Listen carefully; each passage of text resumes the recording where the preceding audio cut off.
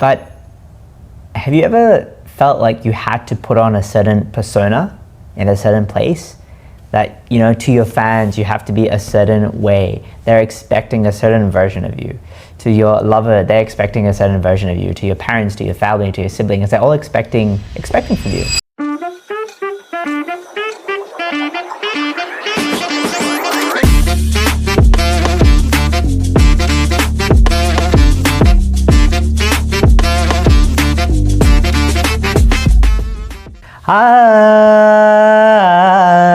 I was born by the river.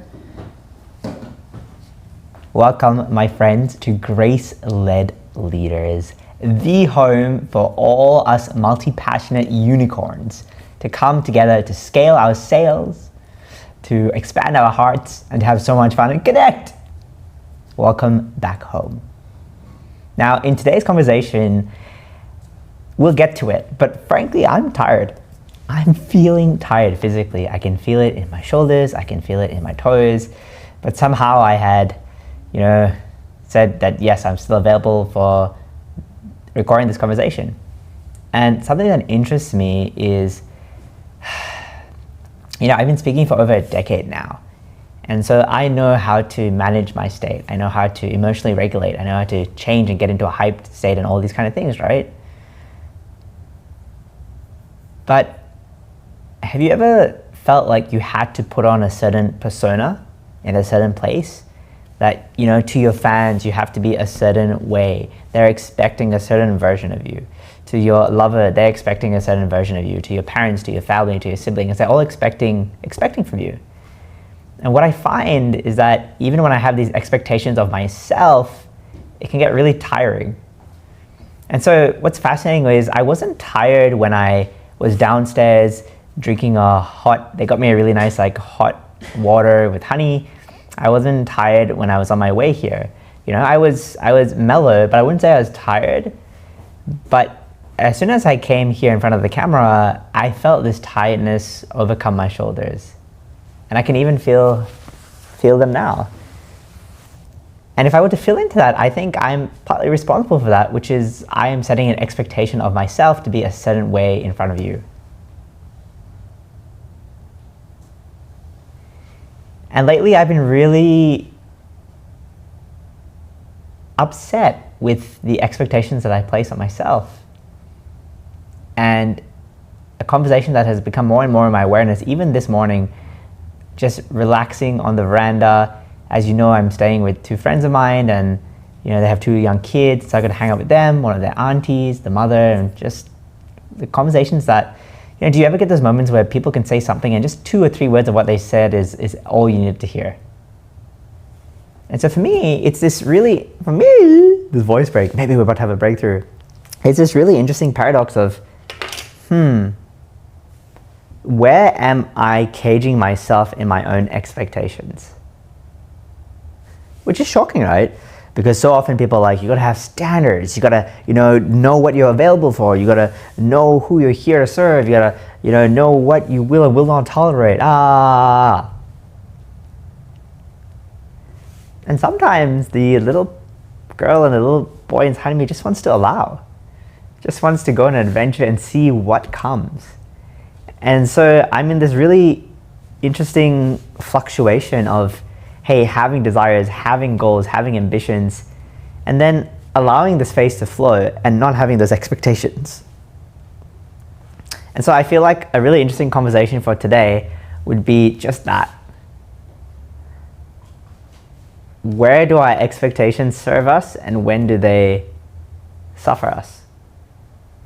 Because you've heard all the different sayings out there, right? Some people don't have expectations, they're a road to disappointment. Other people are like, hey, you gotta have your goals so that, if you write your goal down, you're 1,000,000% more likely to achieve it. A failure to plan is a plan to fail.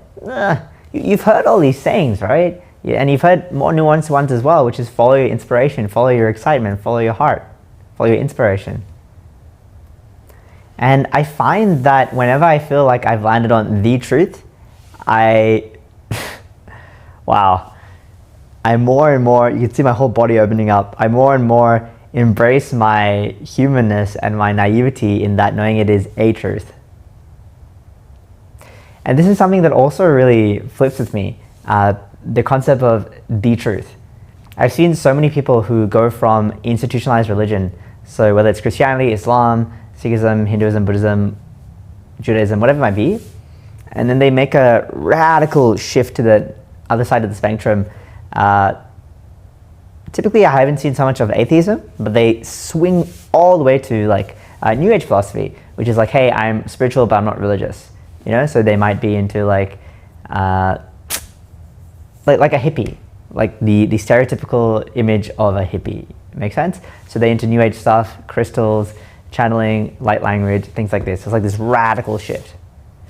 Now, what's fascinating is I've also seen people do the absolute opposite. You know, I know two people who, I know one of them personally, and you know, used to mentor other people in the New Age space, and then they made a radical shift to a religion. And they kind of like, hey, that's no longer the truth, it was all a lie, blah, blah, blah, blah, blah. And what I find really fascinating is that what really is the truth? When people say, who is the true you? Who is the true you? Who is the true me? You know, over the last few days, I've really enjoyed coming to this studio and having a routine, seeing the same people, like, you know, in the same setup. Brian's at the back of the camera, champion guy, you know. But today I was like, you know, I really need to change it up. So there was a different timing today. I'm wearing different clothes today.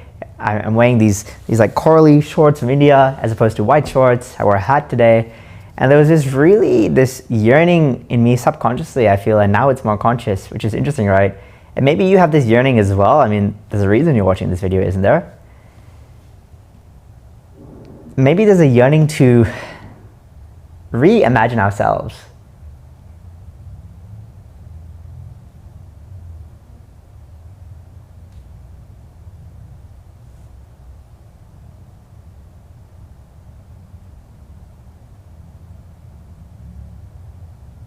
Like, even if we look at this lighting behind me, it's so beautiful. And for so long, I was like, I can't wait to one day have a podcast where there's lighting like this and it's beautiful.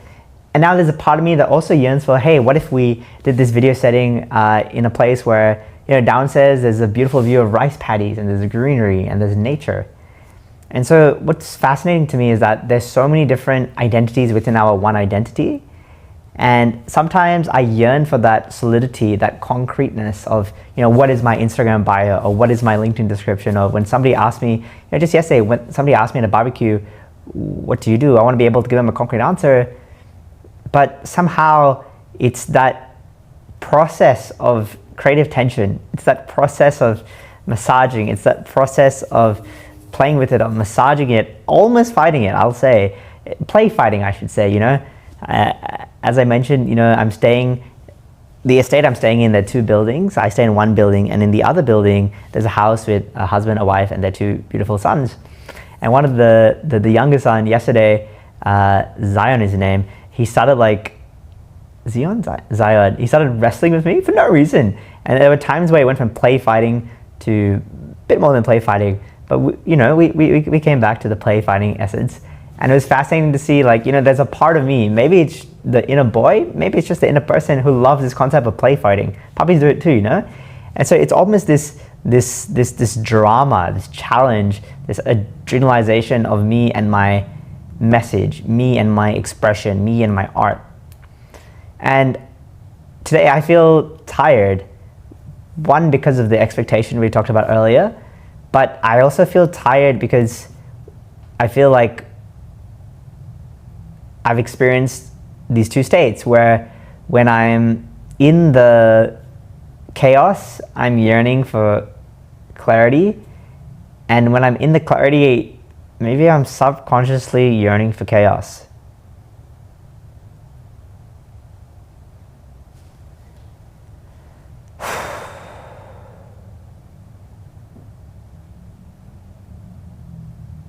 Part of me is thinking, do I even want to release this episode? But I feel it's important because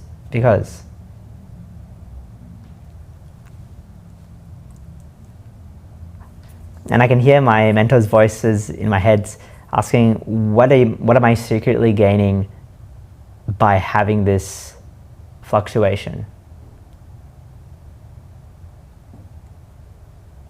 What am I secretly gaining is range. The range of the human experience. I'm able to experience all of it, or a wider expansion of it. And then the second question they would ask, and by the way, you can ask yourself these same questions if you find yourself going through a unfavorable pattern, which is how I'm feeling about my current pattern, unfavorable. But maybe that can be questioned too. Maybe I should be doubtful about my doubts. Classic. So the next question after what am I secretly gaining is, by being caught up in this fluctuation, what can I avoid? What am I secretly avoiding?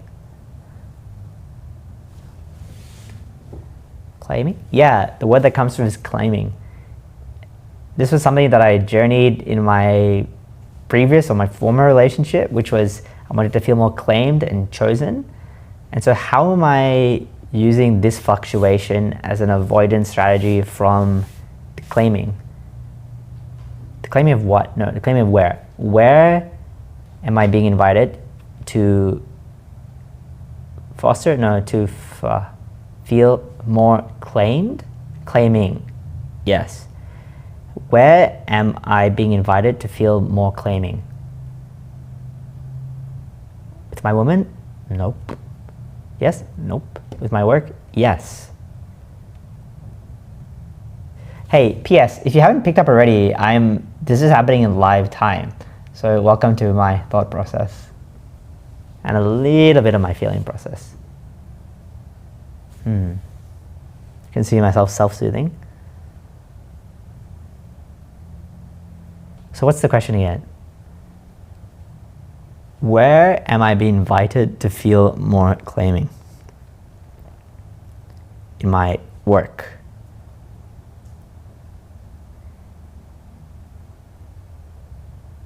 Gay? No. Gain? No. Growth? No. Gaslight? No. Game? Yes, game. Game. The word game is coming through. Gamify? No. Is it that I see life as a game? No. Game. Game. Fun. Is it to do with fun? Yeah. Huh. Is it claiming that I actually don't want to do things if they're not fun? Yes. Wow. That's hectic. So, this has been something that I've been battling with actually recently. Battling the right word? Yeah.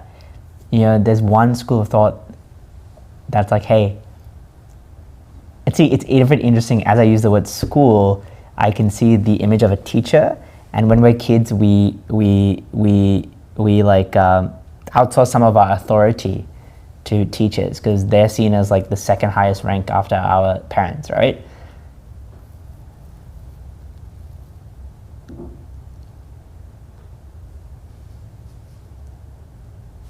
So, there are two schools of thought. The first is just have fun. And the second is, it doesn't matter if it's fun or not, just fucking do it and don't be a little bitch. Both of which I've thought and taught as well to others. So is this the polarity? Yes. Is there something I'm missing? Yes. Am I being cock-blocked and ceilinged by my current tool set? Yes.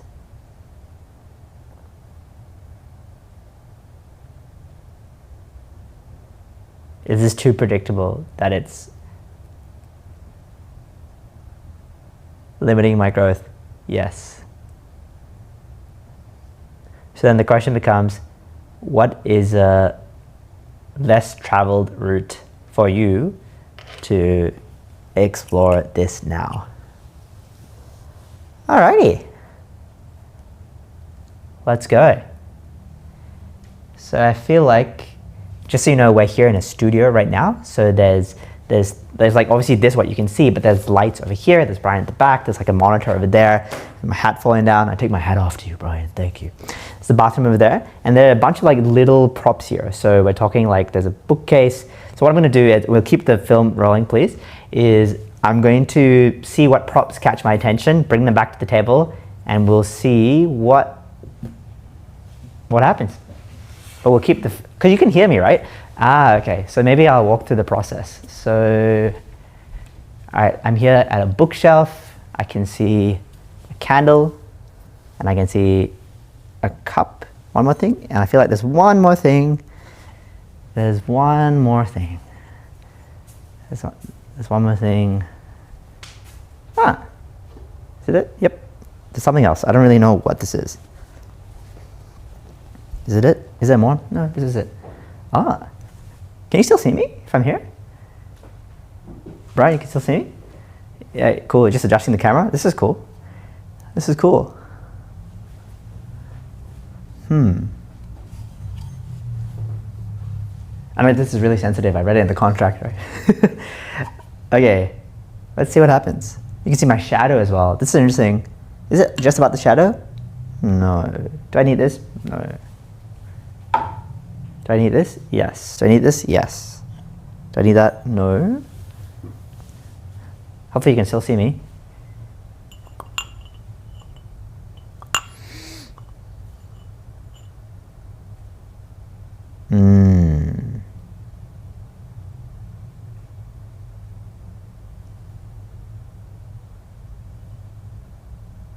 Do I have it? No, it's coming, it's coming. I got it. So this is the candle, right? And imagine that you are a person that shines the light, and Brian, I'm hoping we're zoomed in and stuff, right? Imagine that you are somebody who shines the light and you shine the way for others. Make sense? What everybody sees is the flame, the part that over here by the wick of the candle, isn't it? But what's fascinating is that as you are lighting the way for yourself and the world, your wax also starts to melt. And your wax starts to melt. Your wax starts to melt. Your wax starts to melt. And what's fascinating is that when your wax is melting, the solidity of who you thought you were, starts to strip away. And it starts to melt. And when it melts, and it can melt into something, you gotta ask yourself, where is it melting into? Is it melting into a container? Is not the right word. Into a holder. Yes. Is it? Oh, this is so sweet. Is it melting into a holder that is safe and supportive and loving and conducive? Or is it melting into a holder that does the job, but it feels a bit tough and jarring and doesn't really feel welcoming? In fact, it even says warning on it. You know what I'm saying? Because so often what the world sees is this. They see just the light. But if you're somebody who shines your light, then inevitably, what I'm seeing now and realizing in this moment is that we're also melting at the same time. So as you're shining the fuel, I'll give you a second, no worries. Thanks. As you're shining, oh my gosh, this is wild. Because when you're burning your light, it's based off a fuel source that you kind of picked up from your previous chapter, isn't it? And so it's almost like as you are lighting the way for others through the fuel that you gained from your previous experiences, the identity that you currently have is simultaneously melting. So you are sharing and melting, sharing and melting, lighting and melting, lighting and melting, lighting and melting, lighting and melting all at the same time.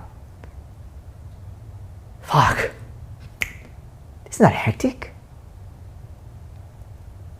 You know, I started this conversation with the song, I was born by the river, La la la la la. Oh, yes it will. What's the name of that song? A change gonna come. But what this is teaching me is that the change is always happening. Now, I understand this might be a bit abstract, but it's fucking hectic. Because maybe that's why I feel the way I feel. In that when, I have this sense of clarity, I'm yearning to not just be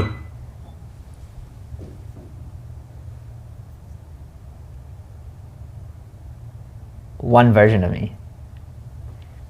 And when I'm in the chaos of the melting, I'm yearning to be not just one version of me.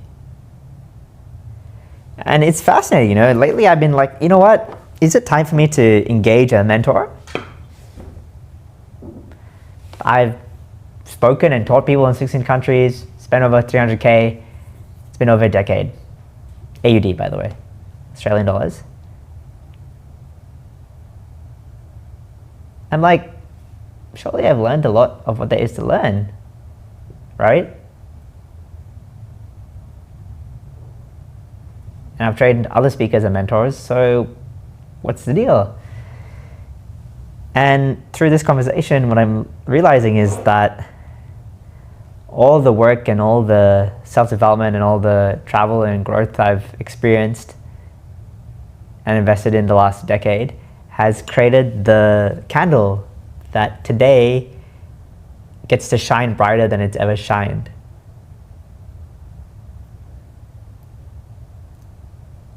The wick was always there.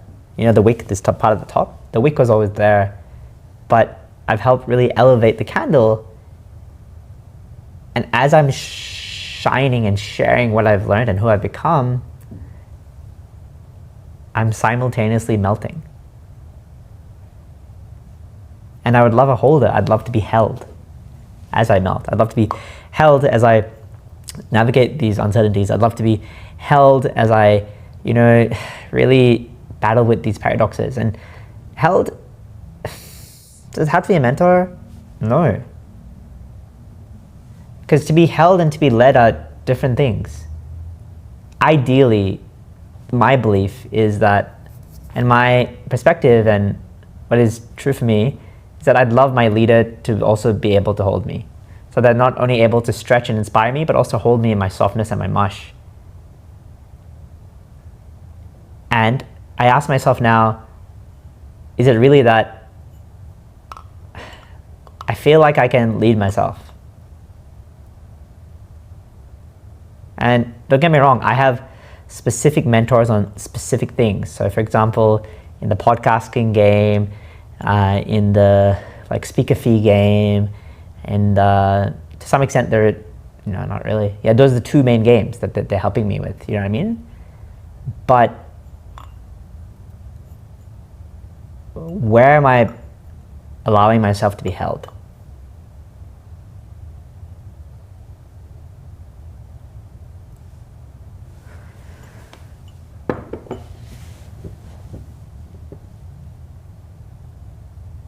Am I allowing myself to be held? By myself? Yeah.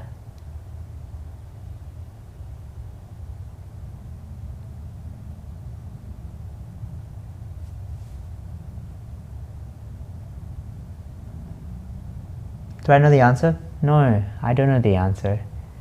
Oh.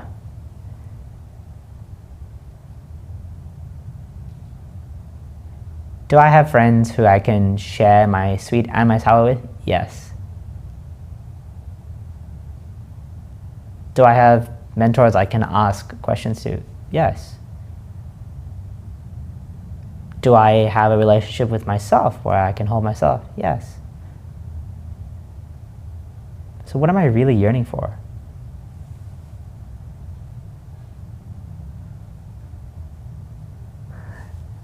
Oh, I think I get it. It's like that saying, when you climb a mountain, you want to be able to share the view with someone. Today morning I woke up to rice paddy fields, and I was like, the green lusciousness, the tweet tweet tweet tweet of the birds, and the blueness of the sky with the white clouds kissing her softly. And I loved it. And part of me loved the silence. Is that true? Yeah, but part of me also yearned for a shared silence.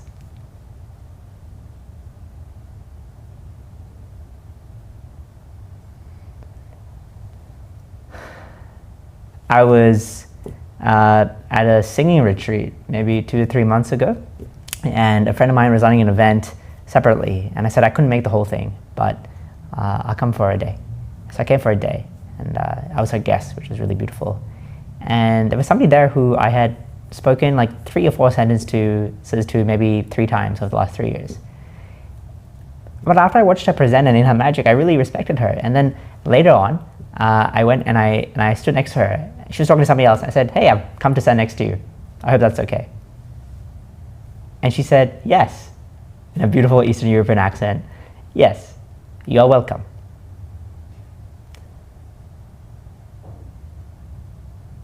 And in those moments, we had shared silence.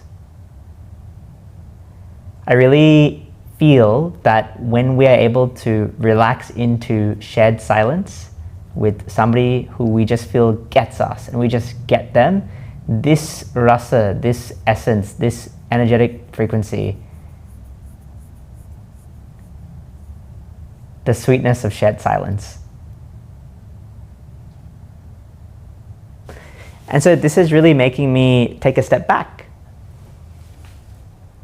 Take a step back, and maybe you can take a step back too, and we can ask ourselves, who are the people in our lives who we currently feel the sweetness of shared silence with? Number 1. And number 2, how might we experience that more often? How might we experience that more often?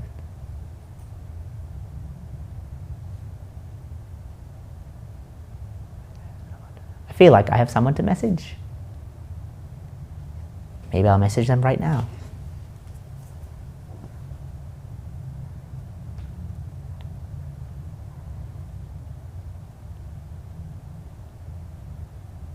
Is this the right person? Yes. Are you sure? Yes.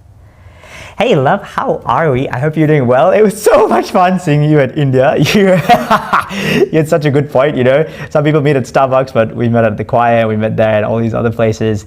Hey, and thank you for liking my Instagram story yesterday about my spirit daughter talking to me. That's so beautiful, isn't it? Sister, I was just reflecting on, you know, there's some people who I enjoy their company, and there are other people who I enjoy their company so much that even when we're sitting in silence, it feels like our auras are having a million different words.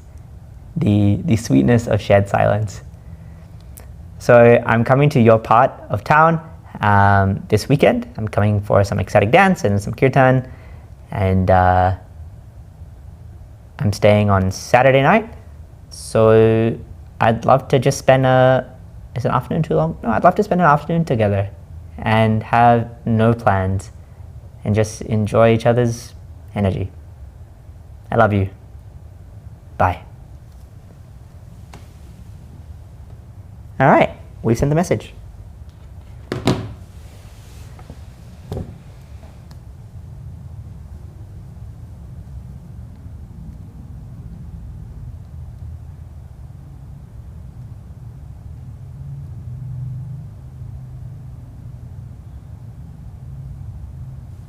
Yeah. I think that's what I have to say today. And if I were to just do I have anything else to say? Yes. How many more things do I have to say? 2 more things. The first is, I'd love to know, what landed for you from this? Was it my processing? Was it how I went about it? Was it the emotional turmoil? Was it the epiphany? Was it the allowance? Was it the messiness? Was it the frustration? Was it the looking back at old chapters? Was it the metaphor of the wick and the candle and the melting and the holder? What landed for you?